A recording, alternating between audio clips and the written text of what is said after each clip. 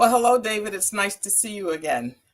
Hello, Brenda. It's great to see you. I hope all is good for you over there in the DC metro area. Things are fine here in London. Relatively speaking, yes, things are great. Thank you. It's hard to believe. We just spoke about a couple of weeks ago, and just thinking about how much the world has changed again in that, or continues to change in that short amount of time. And so, as we embark on this conversation about practical actions, what came to my mind is that even thinking about what we planned to talk about initially, there've been some changes that have been influenced by recent events. What are your thoughts? Well, that's absolutely right. And the tragic events that are happening as we have this conversation in Eastern Europe have really underlined what can sometimes, I think, be a cliche, which is that we live in a world of unpredictable and violent change. And so it's a timely reminder that cliche is a true one, and that we must be ready in business to respond to these dramatic events. So while that won't be the main backdrop to this conversation, I think it's right to acknowledge what is going on at the moment and the effect it is having. Yeah, absolutely. Absolutely. And, just can't help reflect on conversations we've had over the years about the necessity and importance of staying connected and staying in tight communication and knowing where people are, which I'm sure we'll talk about more. Indeed. That's an important message. That'll be one of the takeaways I think we'll have at the end of this short conversation, Brenda. Yeah. So what do you think? What is really top of mind for you now? If you were still sitting in that mobility manager seat, I know what I've been thinking, but what would really be front and center for you? Well, front and center for me would be, the thing you just raised. It's knowing where your people are in your organization worldwide, and being able to contact and communicate them, and having in mind a responsive plan, if necessary, an emergency plan.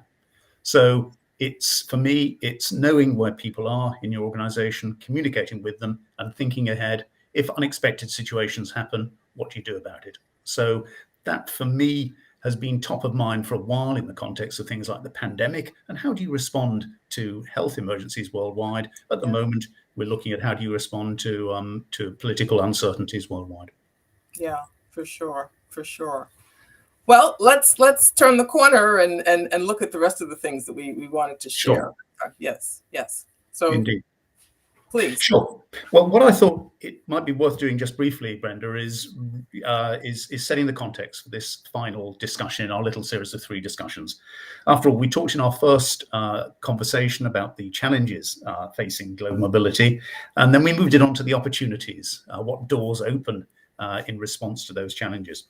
And here we are now looking, I think, at the practical actions that global mobility leaders and managers should be taking in what remains of 2022. So if it's okay, I'd just like to get a bit of the context, and I think we have to hand a little slide that we prepared, which gives the strategic context for global mobility. This one is something which really puts things in context, and starts off, I hope, with the looking at what the business risks and opportunities are. There we go, starting with the business risks and opportunities. And that is the driver for any strategic function in a business. When I was running the global mobility operations for a major financial sector worldwide business, I always tried to think in terms of what are the business risks and opportunities when defining the HR and talent management strategy. And then you move on from that, and you look at your global mobility initiatives and actions, and you look at them in the context of what that HR strategy is, and always bearing in mind what are the business risks and opportunities that the chair of the organization is looking at, and his or her board members. So that's the context in which GM must always operate. I think if you want to get something done in GM, you've got to think about what's really driving the business. Absolutely. So moving on from that slide, which shows our strategic context, I'd like to bring up one more thing that we talked about in I think our last conversation. And it was about really it focused, I think, on people and productivity. And you might remember that we looked at a survey that PwC did last year, their long-running survey of CEO, annual global CEO survey, what CEOs were focused on. And they came up with a striking statement, which again, I hope we can share in just a minute with our viewers. And what CEOs were asked about, what societal outcomes should your businesses help deliver? Now, that's a rather grand phrase, but what it really meant was, in what ways should your business be contributing to society, the society of which you're part? And CEOs put one thing at the head of that list, and it was the creation of what they called a skilled, educated, and adaptable workforce. A skilled, educated, and adaptable workforce. And I firmly believe, as we've discussed on previous occasions, that GM has a great role to play in helping to build that skilled, educated, and adaptable workforce. Absolutely, absolutely. Would you like to take a look at that now, or? Absolutely, indeed. Let's put that one up. All right.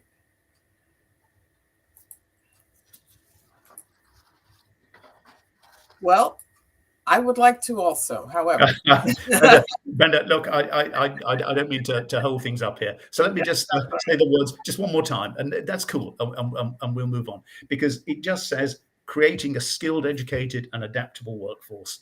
And that's what CEOs said they were really focused on. So let's see how we can help our CEOs to deliver that for the business. There you go. Thank you, Brenda.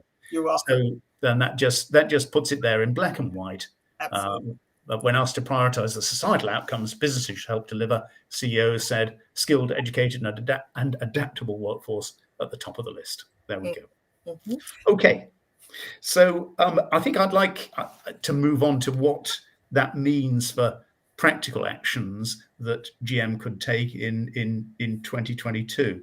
But, before jumping into that, I just wonder if there's anything else you want to highlight before we start to hit those practical actions. That's you kindly asked me what's the top of my mind, and I don't think I did you the courtesy of reflecting that question back to you. I think I jumped in at the beginning. We're typically in sync on what we're thinking, and that's no surprise that we are today. But when we think about a skilled, adaptable workforce, what does that mean? And I think that certainly for different industries and different sectors, it means something a little bit different. But I think it's important for leaders to really get their arms around that and create context, okay? Because it's so important to bring every individual employee and actor into that vision to understand what that looks like for, the specific goals, the purpose of the organization, and things like that. And I don't think we spend enough time really thinking about what it looks like and the significance of it. So I just wanted to say that, to emphasize that those are great words, but you have to make them operational, and you've got to bring everybody into that conversation.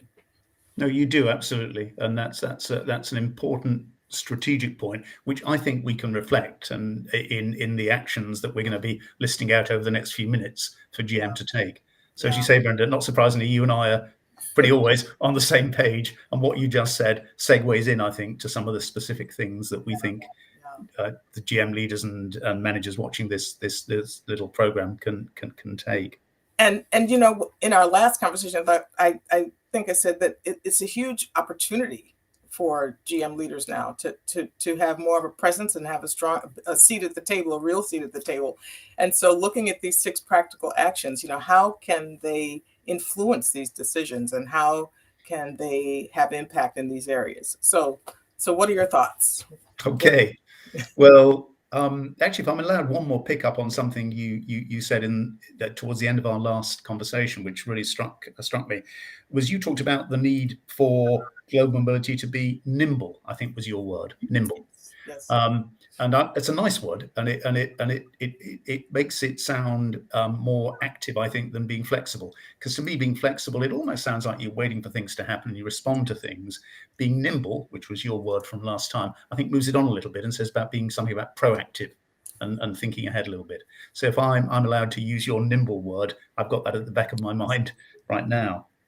So, and I do think, as we said at the top of this conversation, that the current tragic events that are taking place not too far to the east of me here in London, only a few hours flight away, in a city, in fact, where I did quite a bit of work some 20 years ago for my old firm, PwC.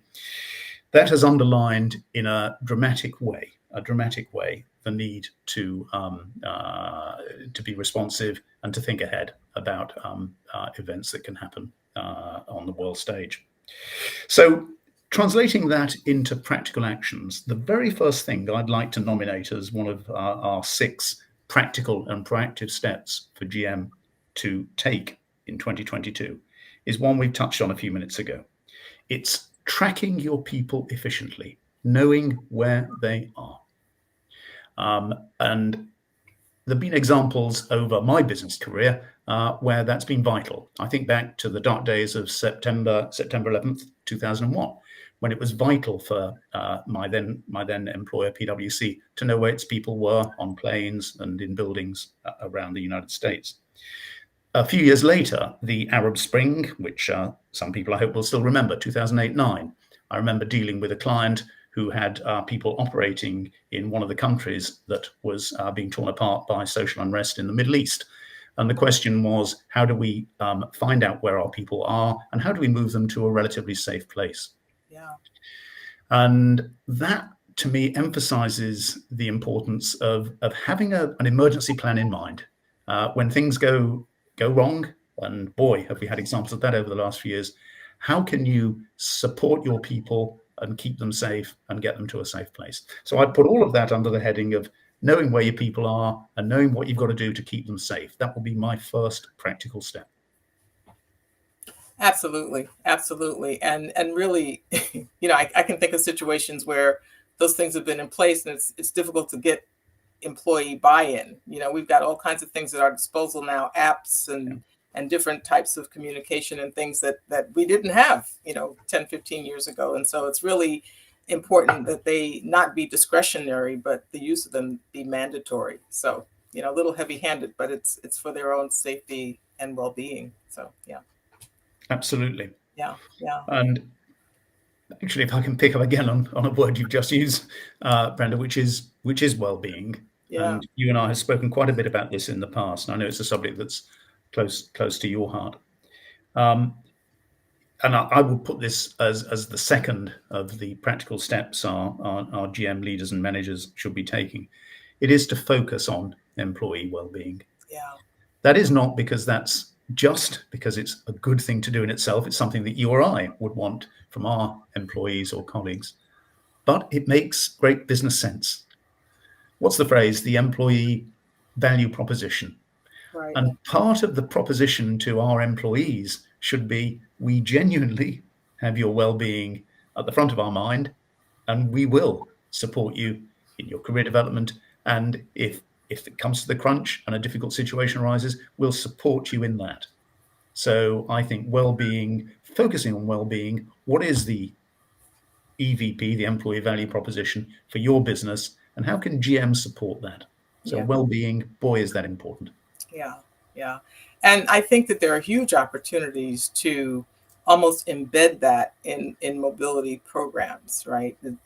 So that we move from this transactional place, really to thinking about what that looks like almost for each unique situation, right? It can't be a one size fits all. So depending on different, domestic and family dynamics, different regions and circumstances and things like that, it really has to be almost ground zero, if you will, for each circumstance. Yeah, no, I think that's absolutely right. And building that kind of flexibility into a system is a challenge, though, isn't it? Because in our business careers, I guess we were both starting out against a background of fairly structured, detailed policies, right? And they were not all bad, but it made it difficult. If your situation didn't fit policy option A2, then you kind of you were going to struggle a bit. So it's a different time. It is a different time. Fortunately, I think technology genuinely helps. Yes. One sometimes has with technology. I think you mentioned apps and so on, and the ability of individuals themselves in an organization to access systems and report how they're feeling, give reactions, and so on. That's a plus, and technology helps. Right. It's an enabler. It really is. Yeah. It is indeed. Yeah. Yeah. And actually, if I could segue, Brenda, from that point about enabling in the context of employee well-being to enabling in the context of something that I think from my conversations with GM leaders is very important. And I'd put it as the third of our practical and proactive steps. It's to have systems that deal flexibly with compliance matters. Now, I know some people can turn off when they hear the word compliance, but I hope that our audience won't do that, because compliance is tremendously important. It affects things like the tax position of individuals and of your corporation. If you create a permanent establishment in another part of the world, you can lay your organization open to big tax liabilities. What about the visa and work permit situation for your employees? Again, it would reflect badly on the organization if that goes wrong, and boy, could it harm one of your employees who finds himself or herself stark unable to leave, enter a country, or even worse situation. Yeah. So compliance, to me, I've always thought is tremendously important. Again, it's not necessarily following a rigid rule book, but it's having the knowledge of the different possible scenarios that could impact someone. And again, feeding back to tracking data on where your people are, what they're doing, whose payroll they're on, and stuff like that. So I think an efficient but flexible modern compliance system, either run by your own organization or by a decent supplier, is an absolutely vital requirement these days. And from the employee side, the social benefits, how are you impacting, a person's individual tax obligations and liability, and, longer term benefits for, retirement and, things like Social Security in the United States and things like that. So I think you have to take all of those things into account. No, you're right, Brenda. And again, that ties back, doesn't it, to the well-being, not surprisingly. And it's interesting. Yeah, as we go through these points that you and I have talked about a little bit, but more dimensions come out, which is the great thing, I think, about a conversation like this, the interconnections between these points. For sure. So what do we have next? Okay, well, I'd put something in here as the fourth point, and these, by the way, are not necessarily in order of priority because they do all interlink. Something that's come out of my conversations in recent weeks with the GM leaders of two major employers worldwide. They happen to be in the financial sector, but I've had similar conversations with people in other business sectors. And I was struck by their focus on the following point. When I said to them, what do you want to talk about, in the business context of the business relationship I have with them? And both these two leaders separately came up with the same thing. And here it is. Diversity, equality, and inclusion, D, E, and I, which is the initials that are often used these days. And they were saying that was important, not just because those things are important, but because their business leaders, the heads of their organizations, felt it was very important. And I was quite struck by that, because yes, I acknowledge the importance of that area of focus, but to have it put on the table by two of the major global employers of professional people, wow, that was quite something. So how can GM play into that? I don't have the answers right here and now, but I can say it's high up the agenda. And I know, Brenda, it's a subject that's of interest to you, and that you've done quite a bit of work in yourself. No, absolutely. And, for unfortunately, not all the right reasons, it's been amplified over the last couple of years, and I'm hoping that the focus on D, E, and I, diversity, equity, and inclusion, stays in the spotlight for a bit, and not for a bit, but is consistent, and that it's begun to have a place, in the top, on the top half of the fold, if you will, sure, newspapers, in terms of a priority, because it does make a difference, and on so many levels. But the involvement of global mobility managers is something that is really worth deep exploration, in terms of challenges and opportunities that people will encounter. And, just really trying to enable success, when it comes to um, creating the right conditions to achieve DE&I opportunities. I'll stay away from metrics because it's got to be about more than metrics, right? And that's my concern when I hear some global leaders talk about it. But it's got to have relevance, and that's where I think global mobility managers can really have impact. Yeah, I think that's right. And again, it matters on the individual level to the people who would hopefully benefit from an approach in this area, and it matters to the business, partly in the context of something I'm going to come on to in a moment, which is the war for talent, which is still very much out there. Oh, yeah. And you only have to look at the number of advertisements there are for people seeking to hire people in professional roles, support roles, and so on. And if you give yourself access to a wider pool of talent through having a DE&I policy that would engage people in that wider pool, then you're going to stand a better chance of getting more people into your business and so on.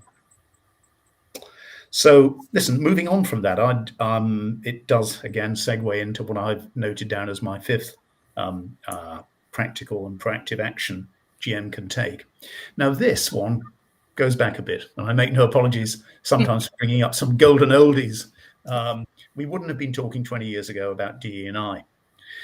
Well, no, probably wouldn't. Maybe enlightened people would have been, but many organizations would not have been. What we would have been talking about 20 years ago is connecting talent mobility to talent development. Mm-hmm. I can remember having those conversations, cutting across silos and reaching out to people. Now, in the context of a global war for talent, I am sure that that is as important as it ever was. And practically, what could a GM leader do about that? Well, he or she could, if they haven't already done so, reach out to their talent development leader colleague or their HR colleague and demonstrate the synergies that you can get between talent mobility and talent development. And again, that will help your business to not only to attract people, but to retain them and so on. Well, that's so true because not typically, but many times, the work around talent mobility is in response to a need. It's reactive and not, proactive. And so in order for it to really be integrated well with talent development, it's got to be an anticipated need. It's got to be from the standpoint of growth and professional maturity for the business and for the individual, And so, it's a whole different lens. It's a completely different lens. But again, that leads back to the opportunity for, talent, for mobility managers to be in early conversations and not to be brought in at the end. Absolutely. Yeah. And there is, before we leave that point, a final thing I thought of from, again, stem from our previous conversations, which is an organization these days has to look at talent development in terms of potentially re-attracting someone back to the organization. Right. It's a more fluid world than it used to be. And so just because you leave an organization doesn't mean you can't come back. Exactly. And you can come back. In the olden days, you might almost have been felt to be disloyal if you were leaving. But now your talent development policy should include supporting someone potentially to leave, do something else, and potentially come back. So it's a wider approach to talent development than I think I was used to when I started out in business.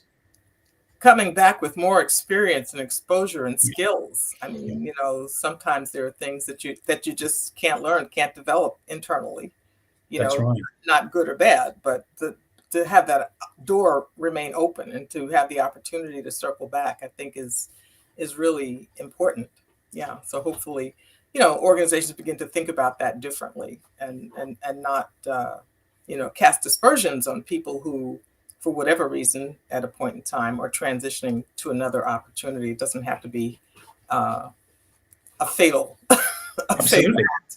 Absolutely. Boy, what goes around comes around. And right. I always think I didn't change jobs too many times in my rather long career. But when I left the building, I always thought it was nice to be polite on the way out because you never know. You might be coming back a few years later. That's happened to me once or twice. Yeah. So drum roll for number 6. Number 6. Okay. Well, this is one I think that is a new one. It's not quite a golden oldie, although you and I have talked about it quite a bit, and our colleagues have as well. It's about focusing on what is the future of work going to be. And at the height of the pandemic, people were focused on facilitating people working from home and so on. Things have changed quite a bit, thankfully, because of developments on the health front. But what we're now looking at is a hybrid model, isn't it? And Yes. the ability to work from not just from home, but from a separate overseas location, maybe. But also the virtues of getting back into the office, getting back into the workplace. Those have been recognised as well.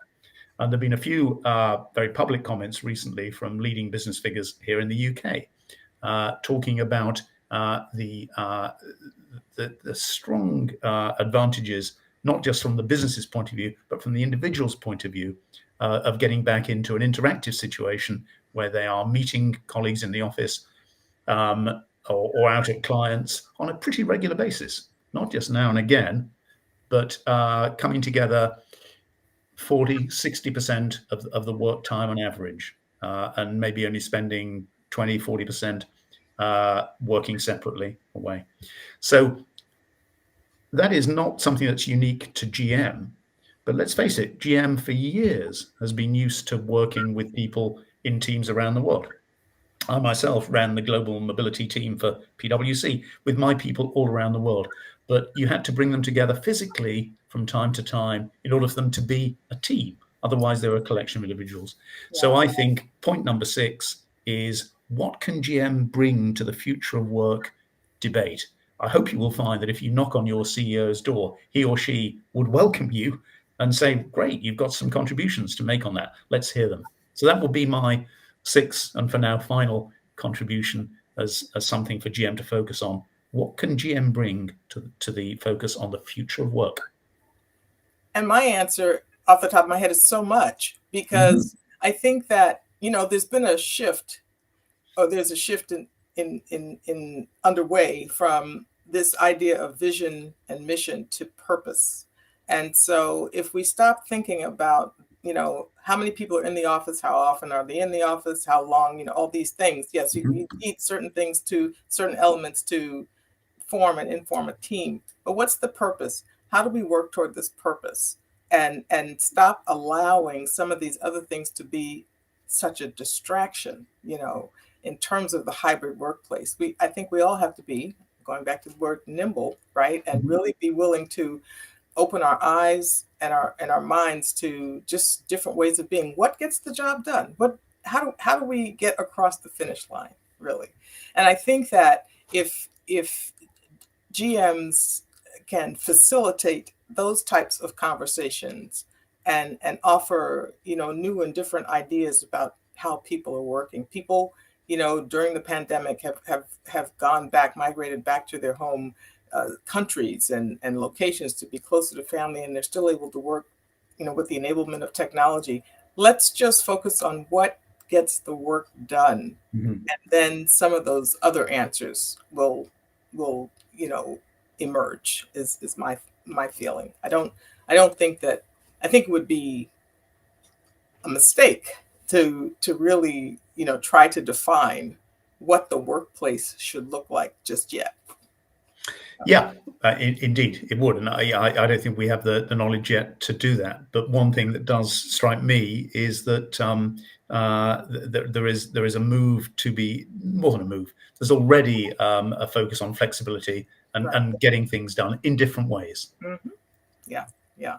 Exciting times. And I appreciate your sharing those top of mind 6, I'll call them right now. Sure. And just to let everybody know, at the end of this conversation, there will be a visual with the 6 laid out with some details. So thank you so much for sharing that. And I think it's been a great culmination, wrap up of what we've talked about over the 3 conversations. I agree, Brenda. We've come to, I think, some nice practical conclusions, which, as you say, we'll be able to share at the end of this conversation. And I really look forward to speaking with you again in the near future about some different aspects of this business that we're so both involved in and passionate about. Well, and in just a few months, there'll be a whole new series of things to talk about at the rate things are going. So Absolutely. Be continued. To be continued. All right. But for now, so long. Thank you so much again. Thank you, Brenda. See you again soon. Goodbye for now. Take care.